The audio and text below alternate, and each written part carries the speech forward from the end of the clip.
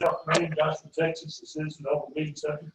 The open meeting laws of the state of Texas.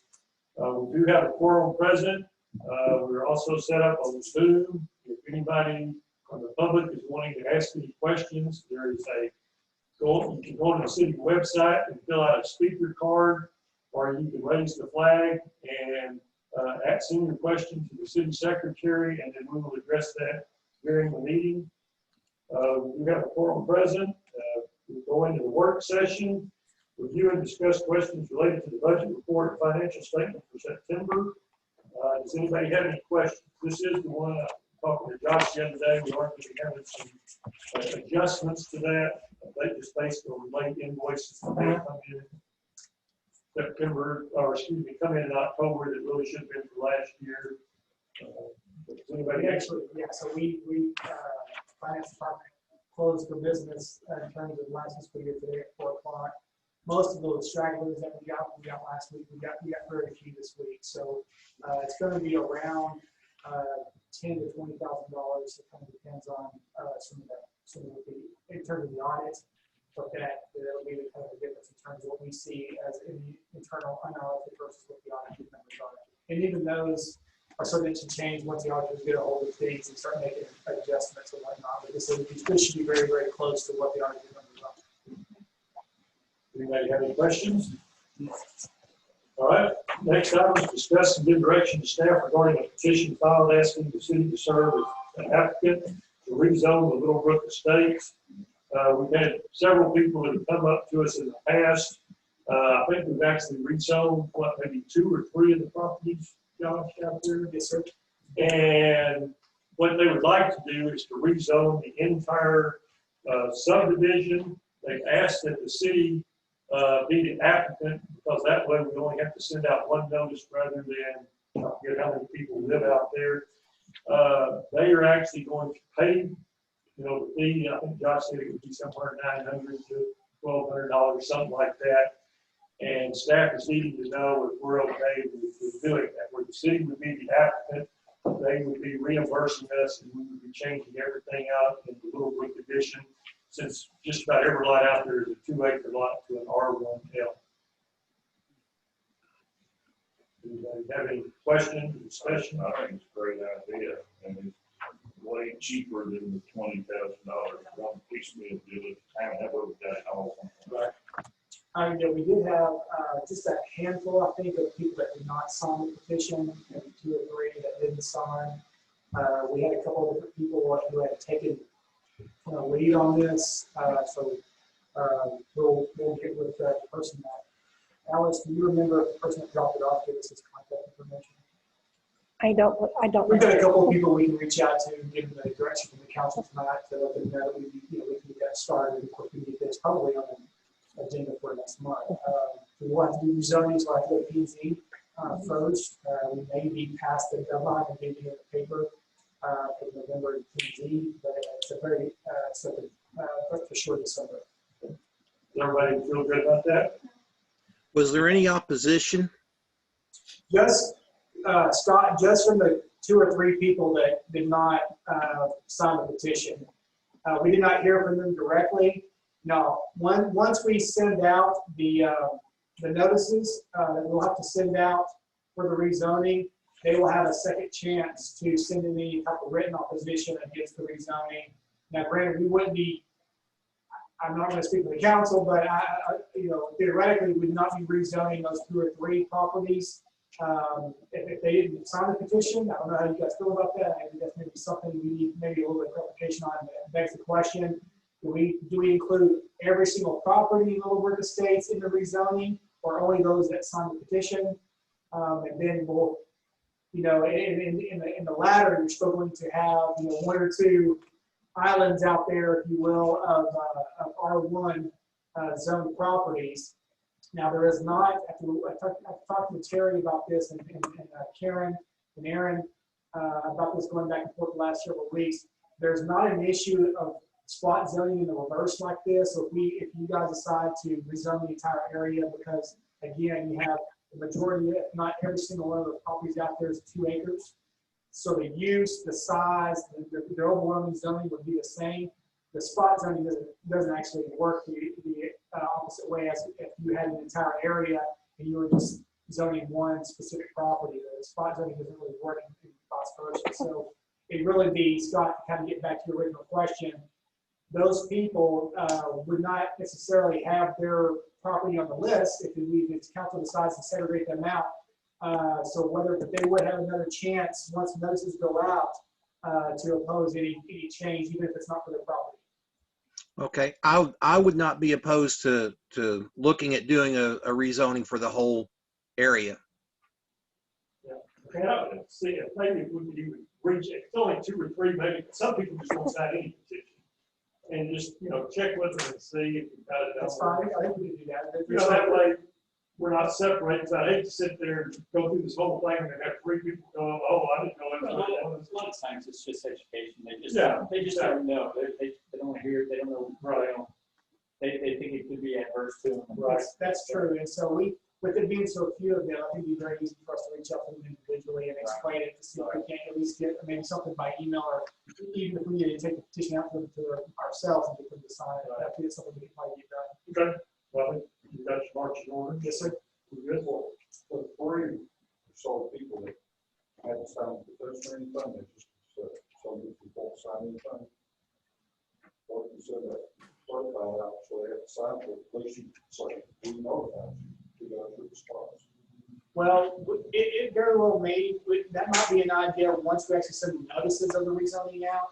But prior to that, in the meantime, we'll try to reach out to them to see if they would like to explain, like Jerry was saying, and explain a little bit more about what the petition really is and what it actually means for them, which is, for the most part, nothing really. It's not going to change a whole lot out there. This is really a crossover, just a little bit of the backstory, a little crossover between the animal control ordinance, which regulates how many head of livestock you have per acre, and then the zoning ordinance, which requires a specific zoning to have certain structures.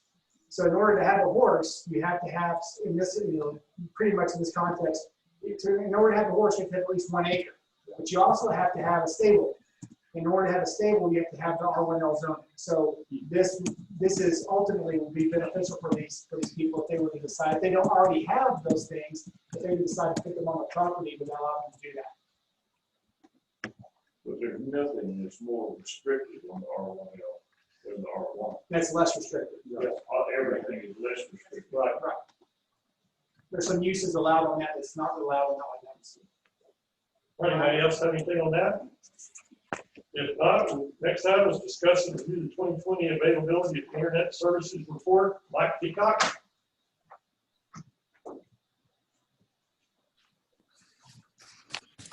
Hey, Mayor, I put together a little graph that's in your packet. And I went through and I gathered the top 12 or the 12 highest rated providers for this area. I've got them listed on provider. The connection talks about whether they have a fiber line in the ground, whether it's a DSL connection, digital subscriber line, or whether they have it's wireless or satellite. I've also included the speeds that are available with those systems, the rating if they had one, and those are ratings up to 5 being the highest. And then the availability is the percentage that they claim that they can cover of the city. And so the only one that's a little bit misleading is Alinco or Alinco, whatever you want to call them, down at the bottom. That's Pathway. They have fiber, they have wireless, and they have cable throughout the city. So they can cover 98% of the city, but only about 10% of that is fiber optic. The rest of it is going to be either wireless or they have resurrected some of the cable from the previous provider that they're using. Some of that down in the downtown area, we're hooked up with cable here, but they don't have it all over the city. The one that you don't see on here that is just now moving into the city is United Co-op. And they have fiber in the new Heritage 2 subdivision. And that's where they're starting in the city. We talked specifically about Mountain Valley, which is where a lot of the issues come from.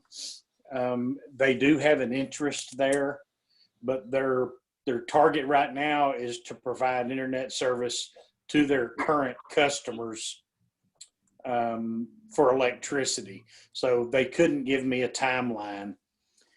I spoke to people at AT&T and Earthlink, NextLink. They've got quite a bit of a fiber, or not NextLink, I'm sorry, Earthlink, and just tossed out a scenario about getting them to do more of the city.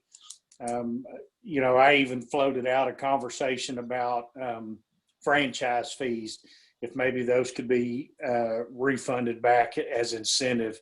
And they didn't, the cost to put the stuff in, that really didn't seem to do much with them, or enough to give them an appetite to do anything. I didn't.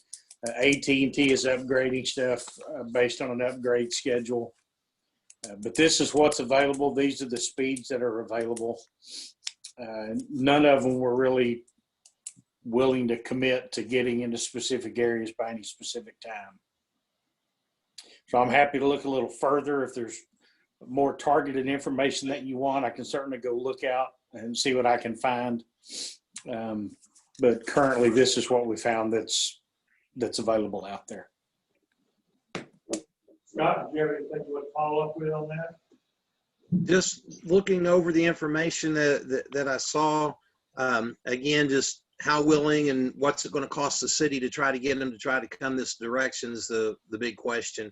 I think, United Co-ops probably our best bet in the long run, but again, not getting the time schedule out of them is the hard part. Well, that is true. And of course, they're here. They don't have anybody up and running yet because nobody's built, but they couldn't give me a time frame. It's when that may be. They did seem interested. I think they are interested in of serving more than just their electricity base, but it's a new startup for them. They're starting over in the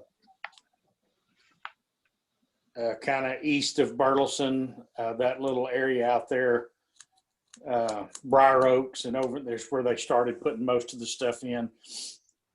And then they've run a link down here to Heritage too, but they haven't run anything anywhere else. Okay. Appreciate you doing all that work, Mike. We need to think about it and see what we can come up with, and maybe keep working on getting somebody to come this direction. Yeah, I mean, because if you look down at fiber, based on all these people, only 10% of the city is serviced by fiber optic. DSL seems to be the biggest, but they're the ones that cover the wireless stuff. That a lot of those speeds are slow, and so they're not great links. Well, Pathway just doesn't seem to have an interest to try to get into the older parts of the city at all. They've been telling me for 3 years now that they were going to be bringing the cable through, but every time I ask them, it's back burner. It's back burner. So, well, Robbie was out of town when I called and talked to them, but he's back now. I may just reach out to him tomorrow and see if he can maybe find out when they're going there. He's who I usually talk to when they've gone into some of these other areas, and I don't know how close they are to Mountain Valley, but I will reach out to him, and I'll send you an email or something, Scott, when I talk to him, see what he tells me. It may be the same thing, but I'll ask. I appreciate it, Mike. Yes, sir. Mike, I've got a question for you, sir. All right, sir. Who is the city's electric provider currently? We have at City Hall or city overall? City Hall. Who are we using? We use a third party. Josh, do you know who that is? I don't remember the name of it, but we use a third party. I don't remember the name of the company offhand, Mike. We only have them in a couple of buildings. Everywhere that United Co-op is available, we have them. They're at the fire station, the park and ride, Joshua Station, all that's United Co-op. Okay, so we do have United Co-op, so there's not an incentive for them to add the service for us for, signing a contract with them for their electric provider or anything. That's what I was checking on. Well, we're dual certified for electricity between United Co-op and Encore. Okay. So we have both in the city, and we did talk to them about some things, but they're still early in on this, and they really couldn't give us any answers. But I think it's worth having a conversation again, maybe in a couple of months, to see how it works in Heritage and see how quick they're going to move out this way. How they're moving along. Right. Okay. Thank you. Mike. Yes, sir. Does anybody have any questions on any regular session agenda? Well, hang on, Joe. So this, yeah, one more question for you, Mike, on the internet providers. Do you know why, like AT&T shows an 89% availability in their fiber? Earthlink, same thing, 89% availability, but only 10% use fiber. If the capacity is out there for 89% of Joshua to be covered by fiber, then wouldn't that just be the consumer drawing that demand, not our fault? No, AT&T, they have fiber out here, but they don't have, most of their coverage is through phone lines. They're still using, a lot of their 89% is DSL. It's not all, they've only got fiber in a few places. Okay, so the report here is showing fiber is not their main source. They would be like Earthlink fiber. Yeah, it's a little they're using confusing. DSL. Yeah, they have very little fiber. They, according to their map, I didn't measure it out, but it looks to be about 15% fiber. Okay. The rest of it is DSL. All right, Joe. Okay. Anybody else? All right, next one, does anybody have any questions on any of the regular session agenda items? All right, if not, we'll close the work session and go into the regular meeting. First item is public forum. Do we have anybody that submitted anything for public forum? No, sir. Okay. The next item is the consent agenda for the approval of the minutes from the city council meeting held on September 17th, 2020. Move we approve? Got a motion by Scott Kimball, I'll second. second by Jerry Moore. Anybody have any questions on the consent agenda? All those in favor? Motion carries 6-0 or 7-2. Right, next I'm going to open up a public hearing at 6:51. We're repealing Article 10.02, subdivision ordinance, Chapter 10, subdivision regulation of the Code of Ordinances, and replacing it with the new Article 10.02, subdivision ordinance, Chapter 10, subdivision regulation of the Code of Ordinances. Who's going to cover this? Aaron? When we get to the next item. Okay, that's right. I'm sorry. Is there a staff presentation? To add to this. All right. Is there anybody? Aaron. Yes, sir. Okay. But I don't think it'd be good stuff for that. Okay. So is there anybody want to speak for or against this? If not, we'll close the public hearing at 6:52. Oh, I'm sorry. There is a staff report. Okay. Yeah, sorry. I was Well, we'll just we can cover it in this next part too. So the next item is discuss, consider, and take possible action on approving an ordinance repealing Article 10.02, Chapter 10 subdivision regulation of the Code of Ordinances, replacing it with the new Article 10.02 subdivision ordinance of Chapter 10 of the Code of Ordinances. And I guess there was a letter in the packet explaining what we were doing, plus there was a red line copy of all of the changes. Did anybody have any questions?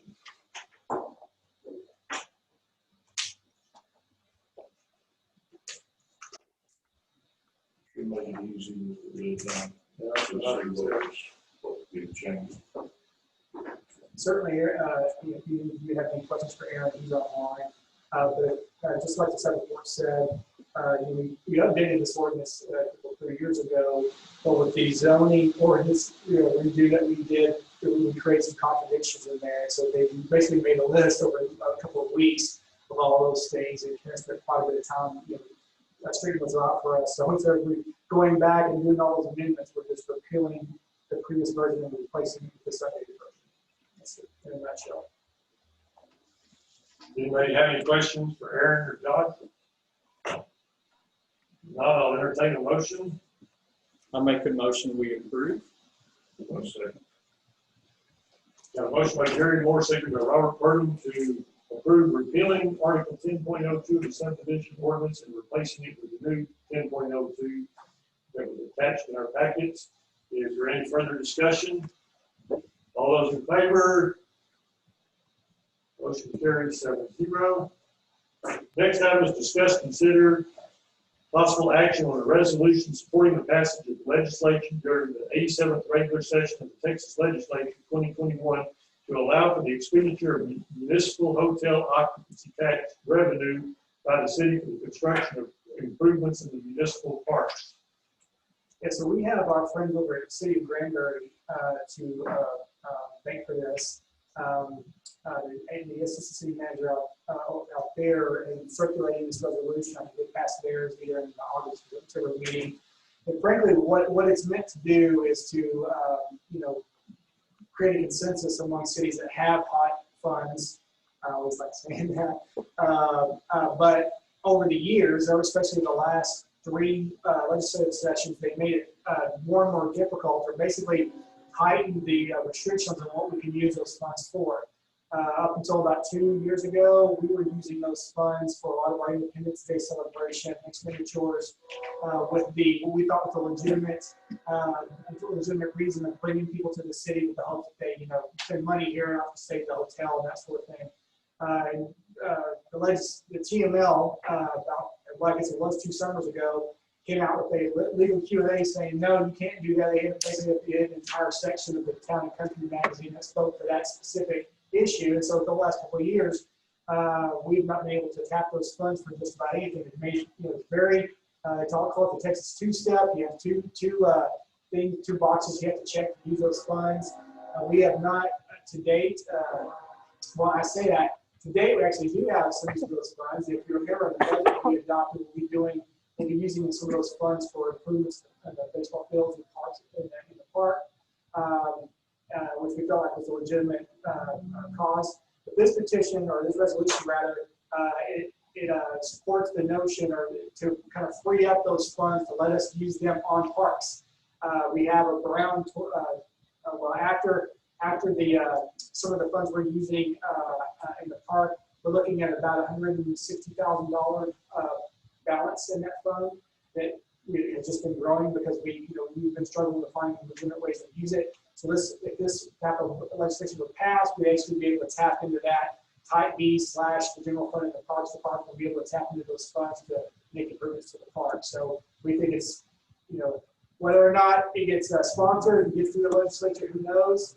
But I think where a lot of cities, at least this resolution in the past, a lot of cities are saying what we are, they have these hot funds and they just made it so restrictive that there's not a lot we can do with it. So this will be freeing that up specifically for park improvements. So I think it's a worthwhile thing. Part of one of the issues with this is that there's nothing that says what happens to that money. Probably what would happen is the state would take it back. And we really wouldn't go out to hotels because they weren't the ones that got the money. They charged people to stay there. So it would be a whole lot better if we could still spend those funds within our city versus having to give it back to the state. So I think it would be a great resolution if we get that to pass. Anybody else have any questions, comments?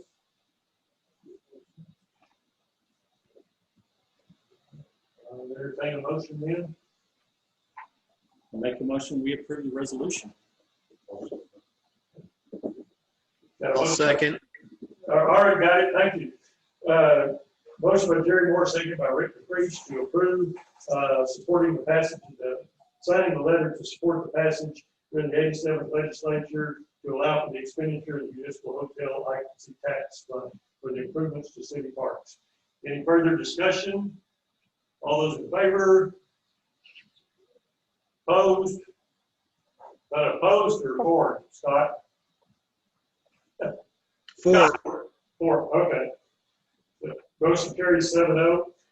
Next, discuss, consider, And take possible action on the interlocal agreement between JSUD and the city of Joshua for water utilities facility relocation and maintenance regarding the Mockingbird Field Phase 1.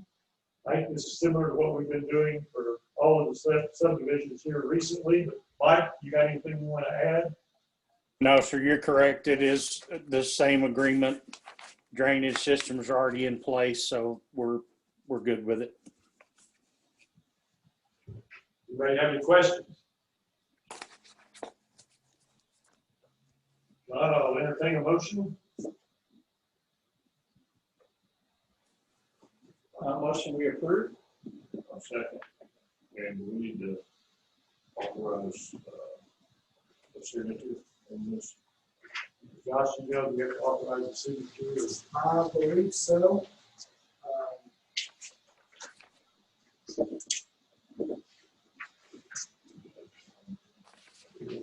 Well, it doesn't specify in the, on the agenda to authorize the city manager to sign, so Mayor, I think that would just fall to you by default.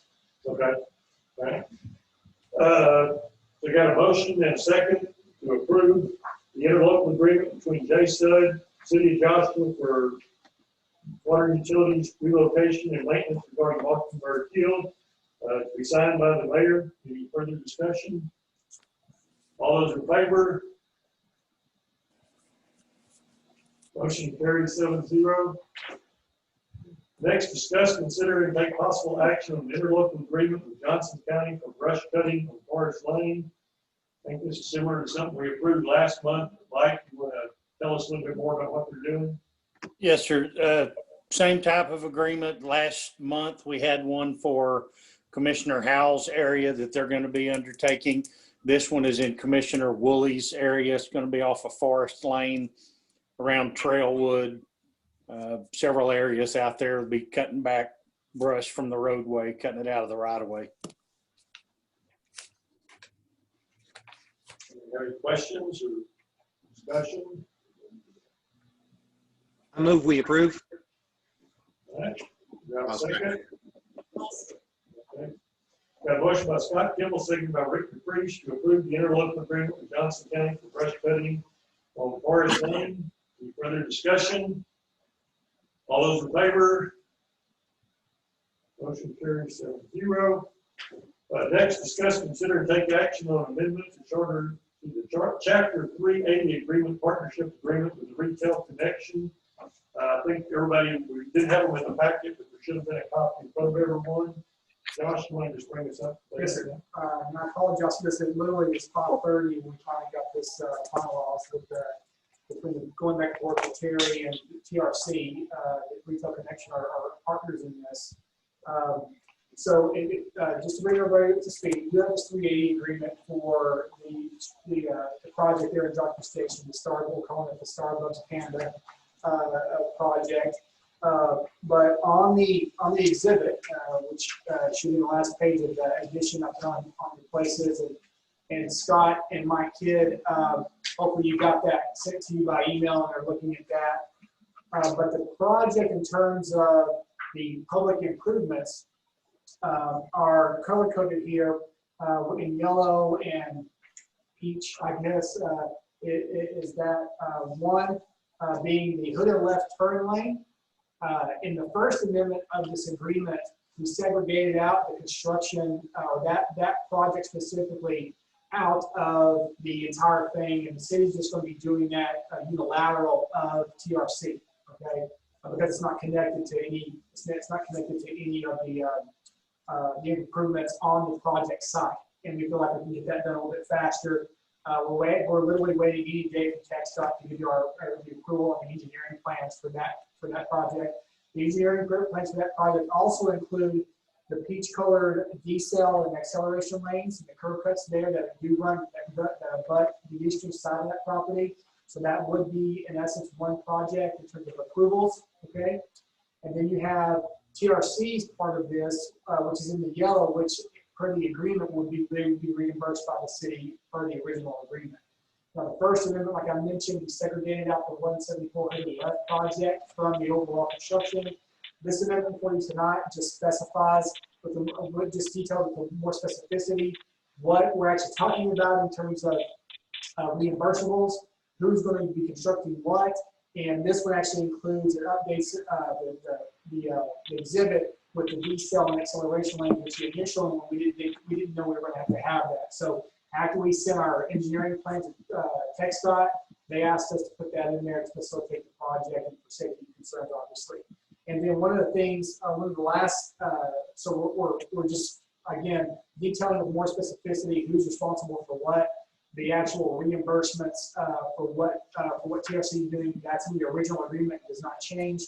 The last thing that they asked that we try to include here in this second amendment is the circles that you see, which are the entryways, or the curb cuts is what we call them. They kind of wanted us to include a time certain that we would be able to do that work. They are under further agreement with Starbucks. They are under some pressure, I guess, if you will, to deliver certain things by certain dates, and the curb cuts for this property to serve for people to be accessed, to be able to access their stores. They wanted them in there by April 1st. We went back and forth with some of the wording because I didn't want the city being on the hook for delivery penalty that is in their contract. So we chose the words endeavor, the word endeavor in a couple of places. So we will endeavor, we will try our hardest to get this done by April 1st, and TRC was fine with that word. So That's TxDOT. It's going to be doing that, or we will be doing that. we'll be doing all the construction. TxDOT has the approvals on things, but after approval, they're kind of out of the picture. Well, I say that they will be inspecting the work if it's on their right of way, but once they get their approval, the city will bid the project and like we normally do it. And Pacheco Coke is helping us with both the bidding and construction phase of that project. So Josh, is that work going to be farmed out? It's going to be something we're going to ask for bids on and have it done? Yes, sir. Okay. Not only that, Mike, but the public, the strip there on Mountaineer Road, Yeah. that kind of long L shape that runs Mountaineer Road, and then that access easement that runs the western side of the property, north-south, those are going to be considered public improvements. So the TRC, when they actually bid that out, they will have to go through the public bidding process. Okay, so there's going to be kind of parallel bids that go on to try to make sure this all kind of happens concurrently. So anything internal of the property, including the little, I guess, second little arm there toward the north part of the property, they won't have to bid that because that's going to be private property. But everything else will have to be publicly bid. That's color coded on here. Do you see any problem trying to get it done by April with having to wait for bids and then schedule and things like that? Do we see a problem with trying to get that done in an expedited manner to get this project going? Well, we're already a little bit behind about the tentative timeline or schedule that Pacheco Coke sent me early on. Based on that, we would have hopefully had TxDOT approval and bid in the construction phase at the end of this month.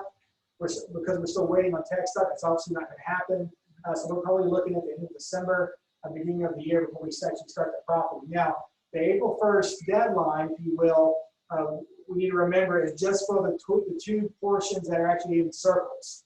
Yeah. Those are identified by the circles. Now, obviously, if we're getting those curb cuts in, those decel and acceleration lanes are going to be a part of that overall project.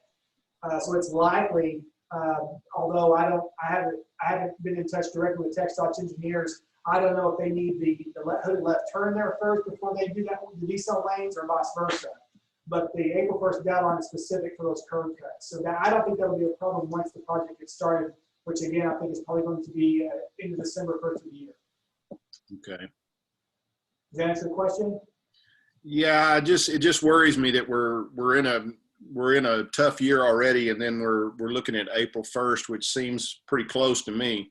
And we tend to have a problem getting bids back and getting people to get started on projects.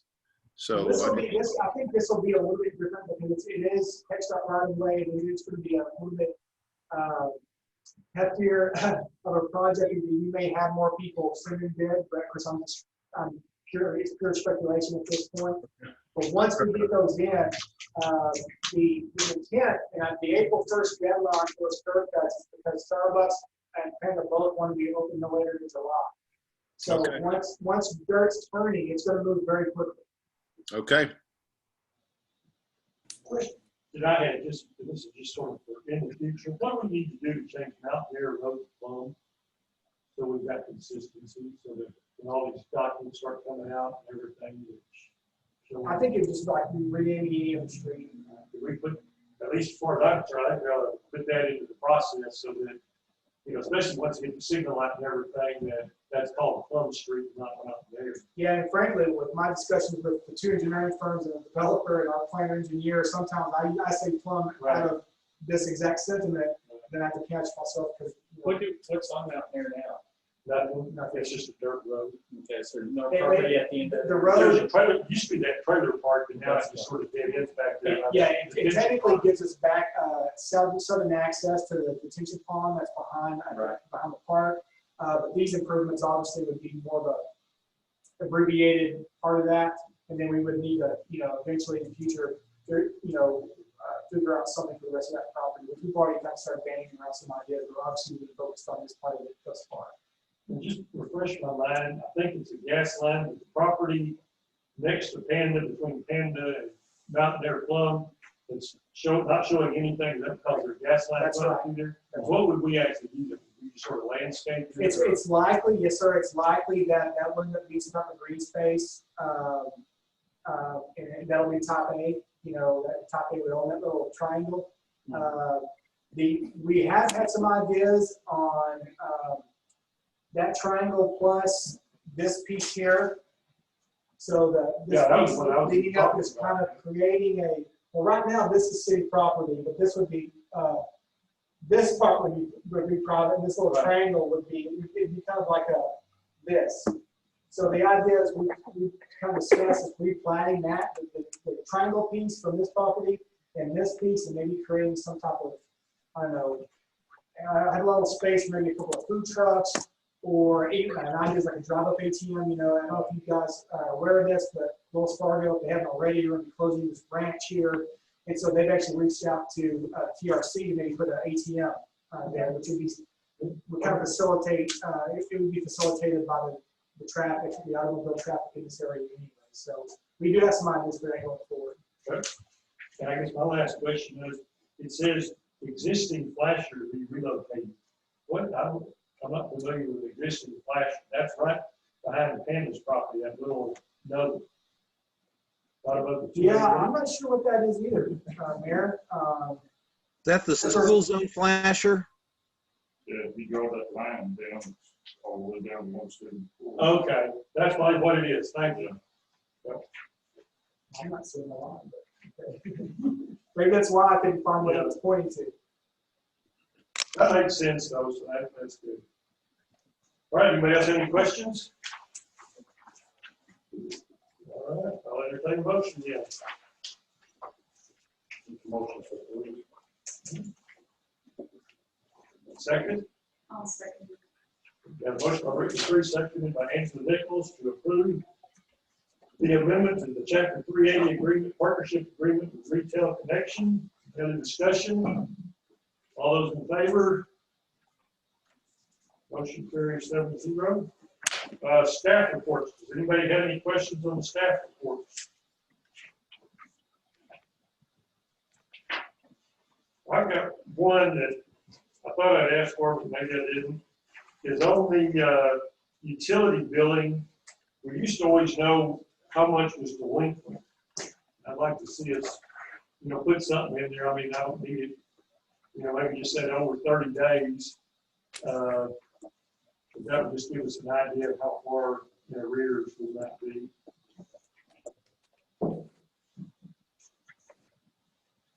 Anybody else have anything? Mayor, Yes.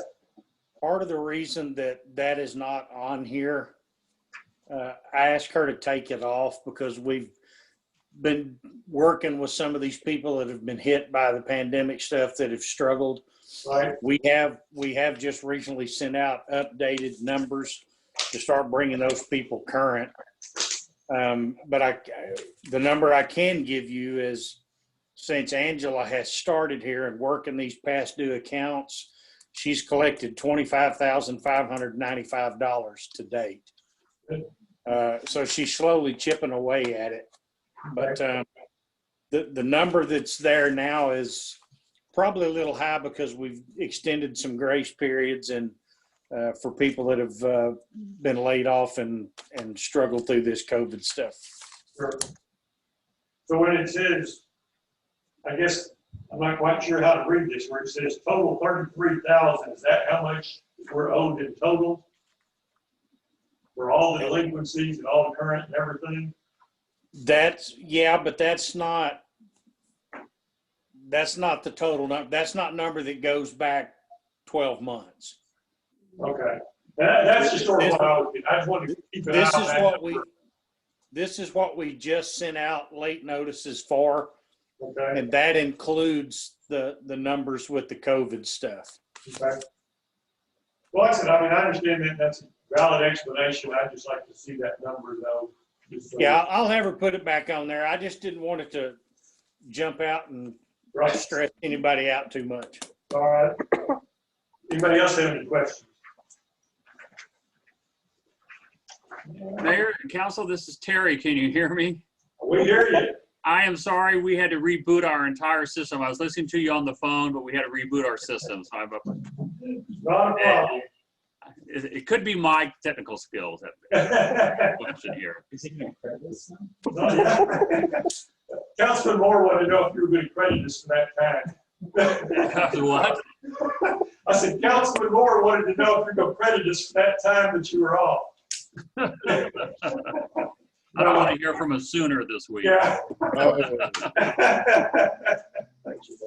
was listening to us on the phone. All right, we're going to go into executive session at 7:15 pursuant to Texas Government Code, Chapter 551, Subchapter D. The City Council will recess into executive session, close meeting to discuss the following.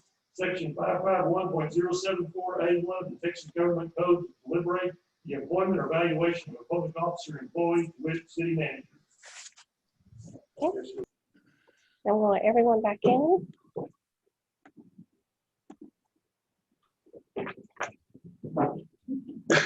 Wake up, Chief. All right, we're going to come out of executive session at 7:52, reconvene in open session. Does anybody have any future items they would like to see on the future agenda? If not, then we're adjourned at 7:53. See you, everybody. Thank you. Thanks, Terry. Thank you. Good night. Bye-bye. They will, bye.